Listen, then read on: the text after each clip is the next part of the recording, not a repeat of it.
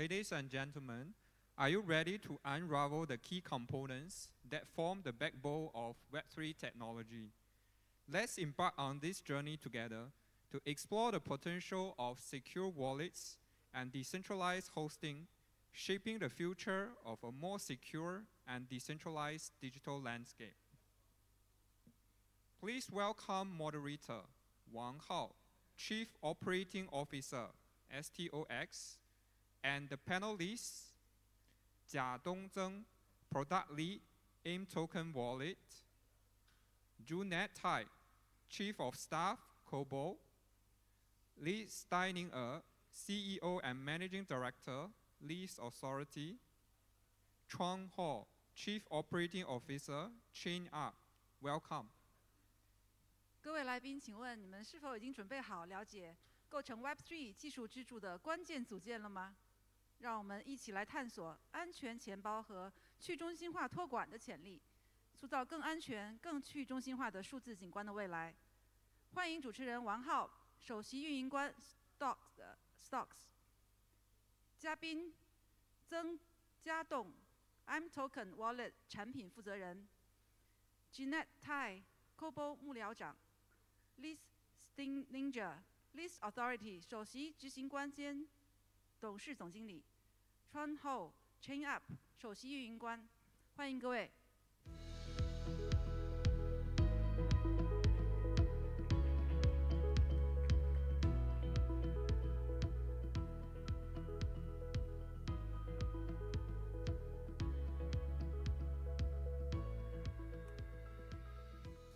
Welcome. Thanks, everybody. It's a great honor actually to have all these wonderful panelists to join us here. Let me give a very, very quick introduction, and we would like them to have a quick introduction about themselves. I think they're the best. So Jiadong from AIM Token, and Jeanette from Kobo. Li's from Berlin, right? Is it? Okay. Hope you enjoy the hot weather here. I am, definitely. Yeah. And Chung Ho from ChainUp. Let's probably starting from Jiadong. Okay. Hi. Hi, everyone. This is Jiadong from AIM Token. So I'm currently the wallet product lead in AIM Token. So leading the development of our next generation non-custodial wallets. So if you're interested in any non-custodial wallet related topics or collaborations, feel free to approach me after the discussion. Yeah, thank you. Jeanette. Yeah, hi, everyone. This is Jeanette from Kobo. I'm the Chief of Staff. So Kobo, just to give you a quick introduction of Kobo, Kobo is a leading custody technology provider. We serve over 500 institutional clients, helping them to safeguard billions in digital assets. And we offer the entire spectrum of custody solutions from centralized custody all the way to fully decentralized custody. So if anybody is interested in custody technologies, please feel free to approach me after the panel. Yeah, thank you. Hi, I'm Liz from Least Authority.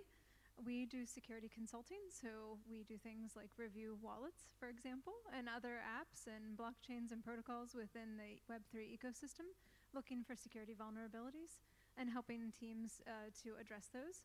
We also work with privacy-enhancing technologies, so that's also another solution to assist with security and privacy.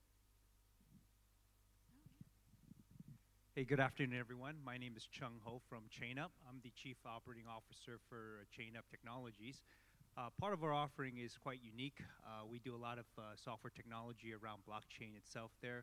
Our key products involve providing exchange products for companies that want to do crypto exchanges. So we provide the platform from either a SaaS or on-prem solution for them. And it also includes things like our custody wallet technology itself. We don't actually hold any of the wallets, but we provide the technology around that and other things popular such as STO tokenization and also fraud detection as well. So those are the key products around ChainUp that we have today that we serve globally around the world. Thank you. Thank you so much. I think we have a really good line of panelists from industry experts. So let's probably, today we're going to talk about secure wallets and decentralized and hosting. So it's actually quite, I would say, technological. So I want to start with something a little bit general. Let's start probably from the left side, Chen Ho. What do you see the current status of the Web3 wallets and where do you see in the next, say, 3 years? Well, I'm not sure about the next couple of years, but definitely what I see is a big adoption of wallet into the Web3 space, right? I think for the most of the part, for what you've been hearing for the last several sessions, at least I've been hearing, is the theme about usability and also baseline of security and privacy itself there, right? So that being said, one of the important things as we design applications and into the Web3 space and anything around that, we want to make sure we baseline our design around ensuring security and privacy. That's first and foremost. And the second part around there, I believe, is usability. When we've developed so many applications and spent so much time experience in a Web 2, where one of the things around that is the ability to have a very usable UI and user experience as well. I think that's a very important part of gaining traction and adoption for Web3 with Wallet itself.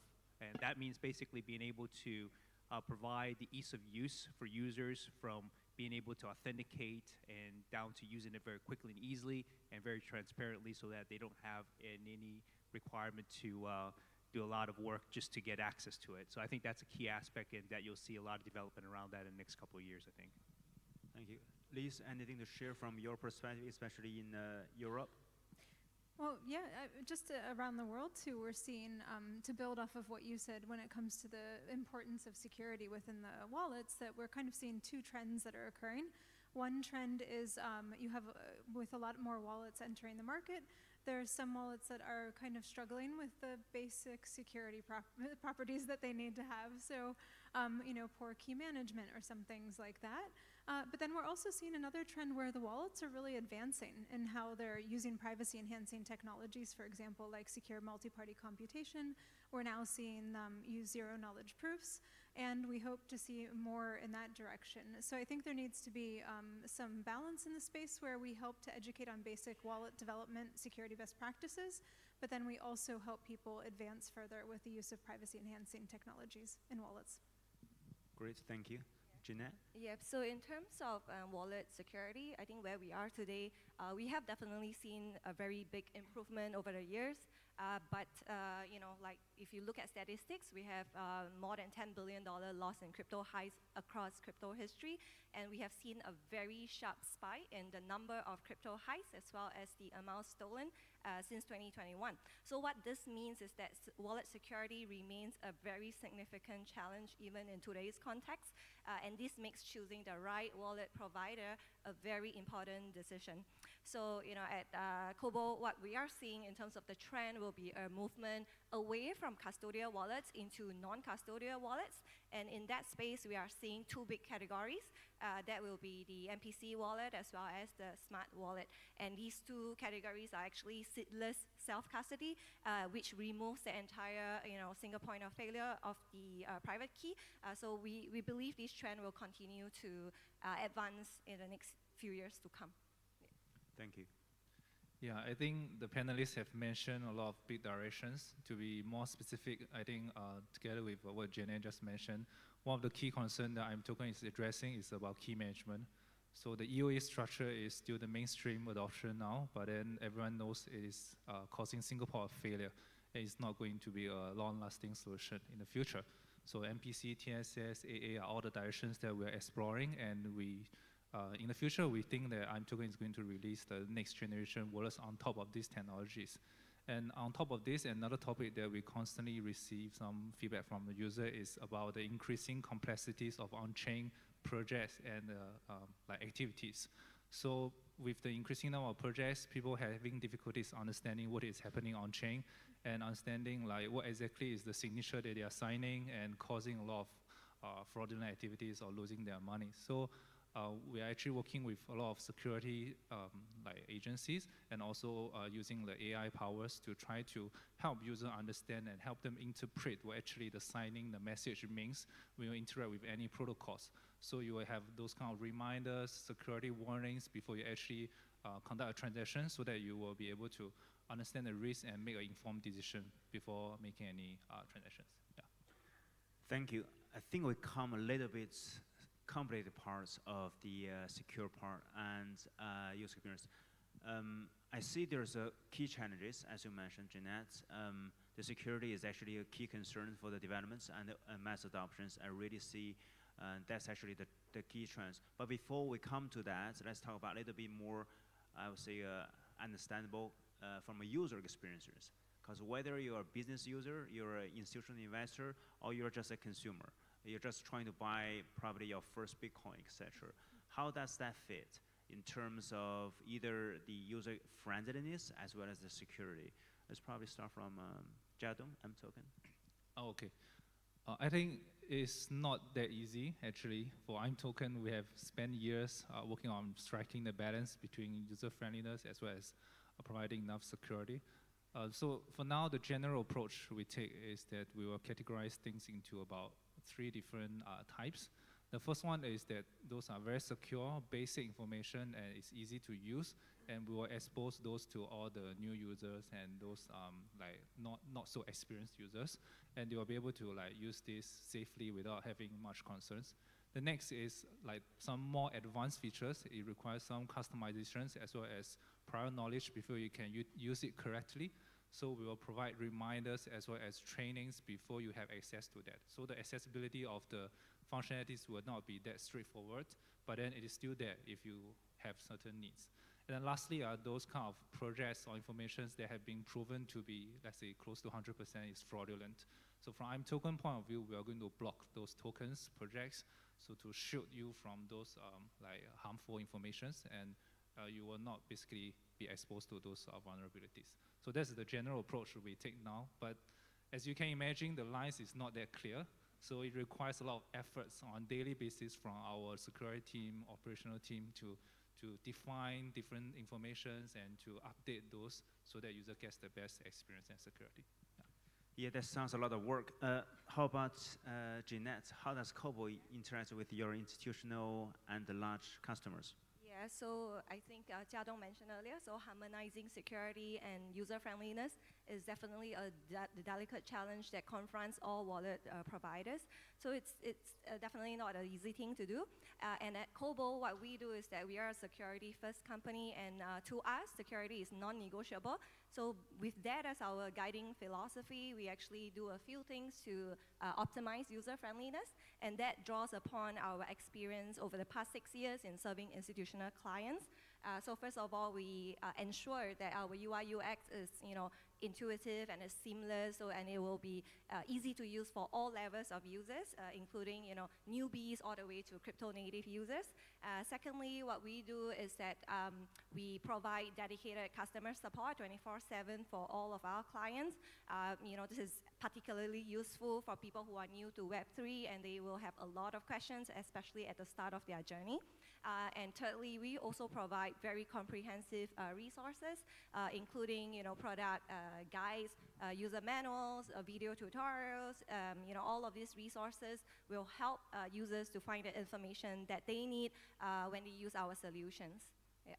Wow, that's a lot of work as well. I mean, Chunho, I think China has been building a lot of the backbone infrastructures for the exchanges. And for some mainstream financial institutions, as far as I know. How do you see that? I mean, these are big organizations. They have a lot of people on their own team, right? So they don't have to rely solely on your side. But how is the user friendliness and the operation side? Well, that's a lot of work, like you said. I'm kidding. Actually, from ChainUp's perspective, we don't deal with the retail side. So usability, we push it off to our B2B customers that we sell to. So we sell the underlying technology to folks that are doing the retail side to have them build the usability. For us, we focus on more of the APIs that we provide and also the security and the encryption itself there. So one approach that we do is quite a little bit different. I mean, we have the general custody wallet, and then we have MPC as well to provide.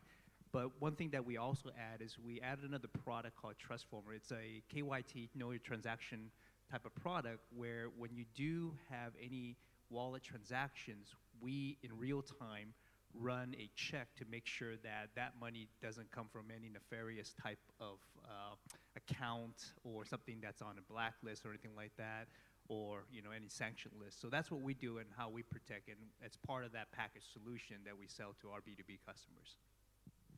That's great.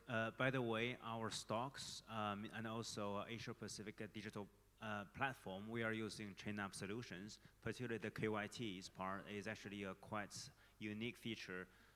We don't have to talk to 3 or 4 vendors in general, but let's come to the next questions. We come to, I would say, more technology part. I think the whole thing about security, as you mentioned, Jeanette, security first as a company genes to build COBOL, right? How do you see the cryptography part in terms of actually empowering this, or it's just become a black box for the outside, either users or customers to understand it? Yeah, to you. Yeah, so I think in terms of cryptographic techniques, I think one of the, a big area that has been expanding very rapidly is the use of MPC technology, multi-party computation in crypto wallets. And this is a very exciting and dynamic space. And so we are a huge advocate of MPC technology, and we have our own MPC wallet. So I think in terms of MPC technology, what it does is that it breaks down the private key into multiple key shares, and this is very powerful because it effectively eliminates the single point of failure of the private key. This is a very key risk, as we have seen across crypto history. Billions of dollars have been lost because the private key has been compromised. So with MPC technology, the full private key will never exist at any point in time. So this effectively insulates user assets from external as well as internal attacks and also human errors. On top of that, MPC technology actually enables asset recovery. So again, this is very powerful because if the user loses his or her key share, or if it is compromised, there will still be possibility of asset recovery. And I think another very powerful feature that I would like to touch on is that MPC technology actually extends the use cases into B2B2C scenarios. So the end user who owns the asset can actually be given a key share and take part in transaction signing. So without the end user's key share, actually nobody can move his or her assets. And this opens up a whole new world of possibilities, especially in asset management. Great. I think for anyone who actually want to take away MPC wallet, is clearly you want to check whether your wallet is actually supportive of that. And also look at what COBOL has been doing for this. Chin-Up Chun-Ho, I just also want to hear your thoughts in terms of the MPC solutions, particularly on the cryptography security part. How is Chin-Up approaching this differently?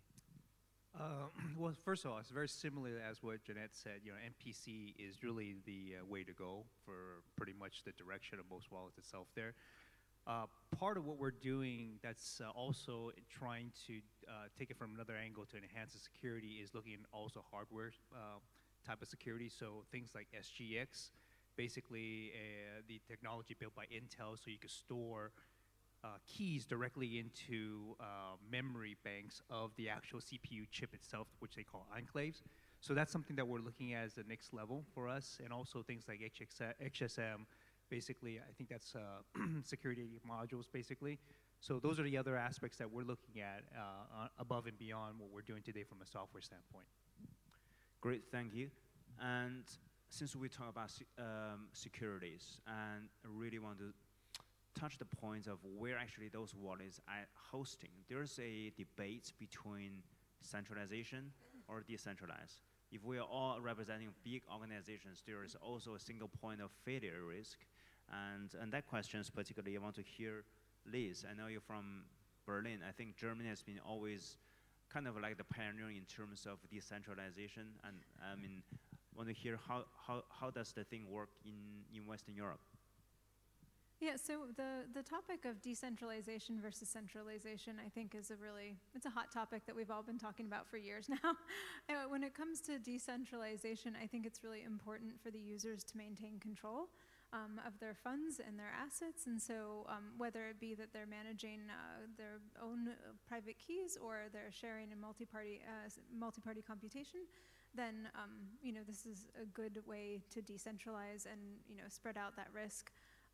But I do think it's maybe not practical to think that everything can be decentralized. That's why we have central providers that come about that offer centralized services of some form. And I think the key is just understanding where we want to push the risk. of centralization versus the decentralization. And so, on the decentralization side, we have to educate users on how to manage the new security landscape that they operate in versus Web 2. And then on the centralization side, we have to make sure that we're not centralizing things and causing the wrong incentives for people. So you said single point of failure. There's also honeypots and things like that for hackers. Yeah, specifically, let's say if you're going to choose your own wallet, would you prefer a wallet with a decentralized hosting servers or someone who can easily click and call them on whatever hotline, etc., which is largely, I think, centralized? What's your preference? Well, I think unfortunately, I don't think it's that easy of a question to answer. I think I want a hotline for somebody to call to talk to me about maybe, certain features within the system, to answer my questions. How do I do this, or how do I do that? But I don't want to have to call somebody to reset my password. Totally. That's the answer I'm looking for, exactly. Yeah. So it's actually not an easy answer to draw a line between decentralized or centralized. So, Jeanette, probably want to hear your thoughts as well on that part. Yeah, so I mean, like Kobo, we offer the entire spectrum from centralized custody all the way to fully decentralized custody. So I think to share my insights, if I were to break down the entire spectrum, there will be 3 main categories. We have the custodial wallets, where we act as the bank and we basically manage the private keys on behalf of clients. We also have co-managed custody, where we co-manage the private key together with the client. And we have fully decentralized custody, which is self-custody, and the client will manage the private key entirely on their own. So there are pros and cons for each solution. So if you were to ask me, what would I choose? What is the optimal solution? I think, like what Lee said, there is no answer to that. There will be no optimal solution that will fit everybody, because custody is not a one-size-fits-all kind of thing. So for each user profile, for each use case, there will be a different optimal solution for them. So at Kobo, because we actually offer the entire spectrum, so we'll be happy to do the assessment for our clients. I think it's really important for everybody to talk to reputable wallet providers to understand what are the options available out there, and to identify the solution that will best align with their own requirements. I like this word, full spectrum. Essentially, you just go to Kobo to select what you like, full menu. How about mToken, Jiadong? Yeah, so first of all, mToken is a non-custodial wallet, so we definitely have a different point of view from the rest of the panelists. But personally, I do agree at this current stage, there's no, say, right or wrong when you choose a centralized or decentralized solution. Each one of them have the potential and have different suitable use cases based on your own needs. But in the long run, we do feel that decentralization is still a very strong trend.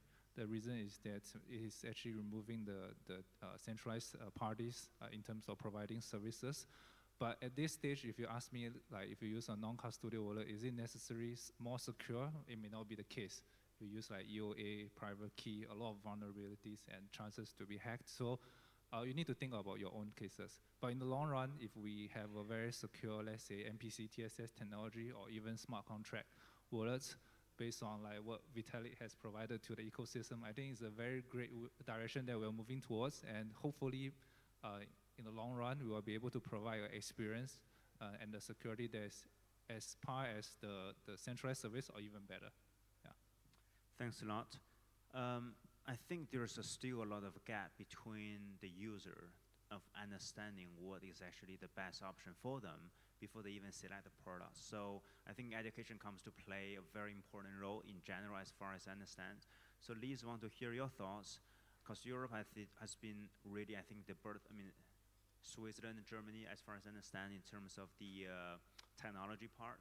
How is education taken there? Is it mostly a community-driven stuff, or is kind of like a government support, etc.? How do you feel? I think education at this point is still very much community and business driven. Businesses in the space trying to help educate their users, and then also just the community trying to educate people. I think that when it comes to users understanding how this technology works, there's different parts of it. I mean, on one hand, we all carry around mobile phones and we don't fully understand how they work.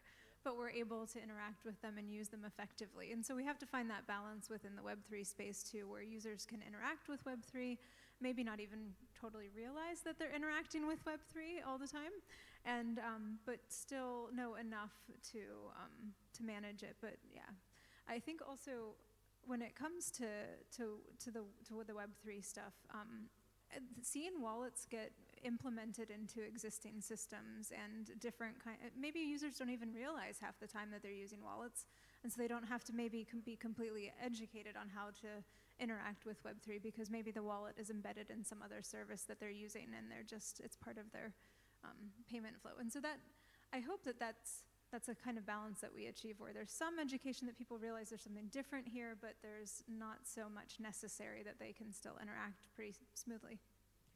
I agree on that. I mean, not everybody, I think, should be educated on the same level of contents. Otherwise, it will be totally, I think, a lot of efforts.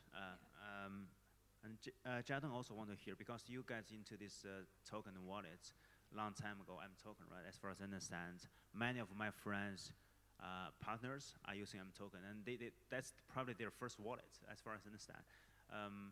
How did you get them? I mean, do they really need education to get on them, or just through the ways that's something that you later find out actually very important for them to keep using a wallet, given that a lot of the obviously other solutions coming out?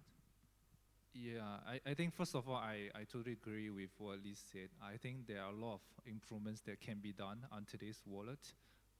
For now, most of the Web3 wallets, as well as some other projects, are still developed based on a more technological approach. So if there's a new technology, then we build something new around it, then without thinking of what's the use case or how user will interact with this product or this project. So I think there's still a long way to go. We need to change that mindset. Thinking of how you build your phones or your Web2 products, I think no one is taking that approach nowadays. Besides that, another thing that we cannot avoid is that because Web3 is a more decentralized nature, so people has to take more responsibilities because there's no one to rely on in this case. In that case, unavoidably, you have to know more. In that way, so in that case, what we can do is that we try to incentivize users to learn security-related knowledge besides just telling them what to do, like in a very DAO way. So, for example, our marketing team actually runs a year-long campaign on Learn and Earn and multiple series. So we actually structure the questions into different topics and different games, and also give them NFT as a rewards. Although it doesn't have monetary value, but actually it's like a gamification and tell you like, by learning this, you will be able to not only get more, but also use your wallet in a better way. So we still need more efforts on incentivizing users to understand more so that they can take more responsibilities to protect their own assets. That's great. I think incentive is clearly a very key part, especially when you get the first group of people to actually join and learn stuff. I remember when I joined the industry 3 years ago, 6 months later, I started this kind of a lunch and learn sessions to teach other people, because I have actually lost a lot of money on those, and I just don't want any of these of my partners to lose. And most people actually came to this lunch and learn stuff. They say, firstly lunch and then learn. So it's actually a different incentive, but nonetheless, I think that's something that we need to do. Lastly, given the time, I want everybody to probably share a little bit about what you want to see to actually have a mass adoptions of either security wallets or just broadly applications on the Web3. Where do you need the collaboration most, or where would you see the biggest gap you want to get hold of? So this could be the voice that we can talk to a lot of people in media, etc., so that they can come. Let's start from Junho. Well, I think this is kind of a loaded question, right? But at the end of the day, you know, I do have a little bit of a disagreement from the last conversation is around, you know, people have to learn to understand. I think at the end of the day, the economy, the market's going to push people to that digital space. No doubt about it. I think it's just a matter of time, right?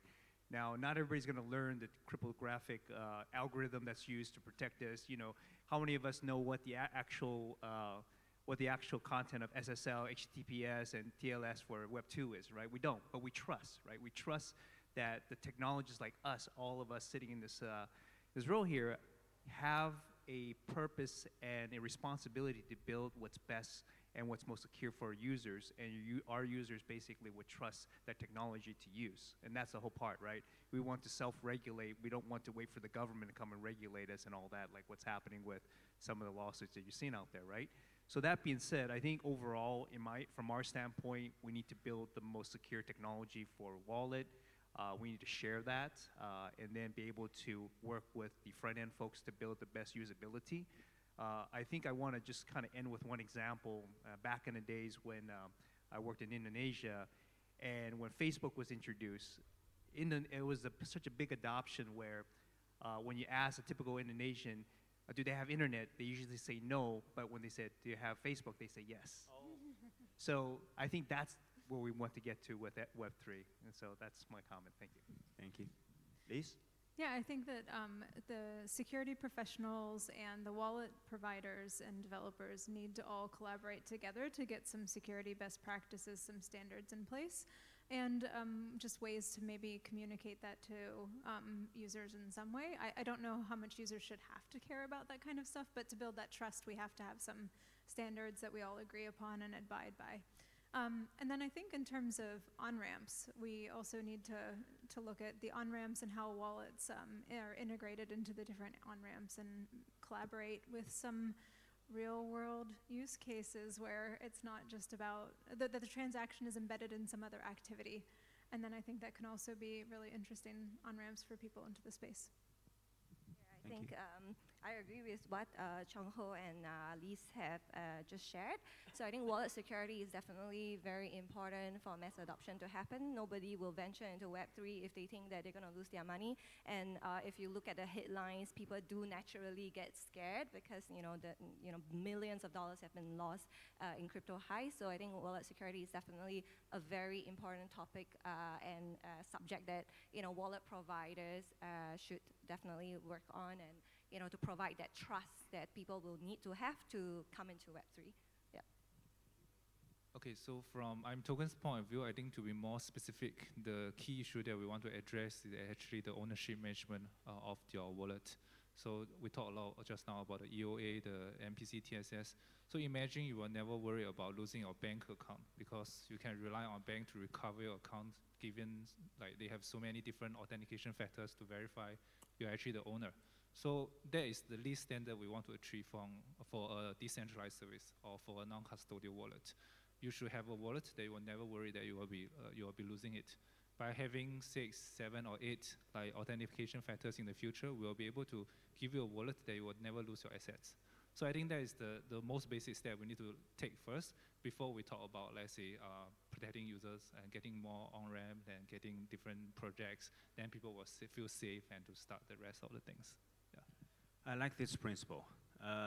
But generally, I mean, just from my perspective, we're doing a RWA digital platform, and the biggest gap I see is to connect between the traditional finance and the Web3 world. Web3 world is actually quite diversified from technology companies to fintech, DeFi, etc. So, I mean, that's one thing that we think is actually to connect each other, and understanding each other's perspective is the most critical part before even we can do business. I mean, that's something that we're forming this alliance, and later I will share more details about our platform at 5:30, and also we have a conference on the same building, same floor, just close by, called the Begonia Room, 2 to 6 p.m. If anyone wants to join, just ping me later.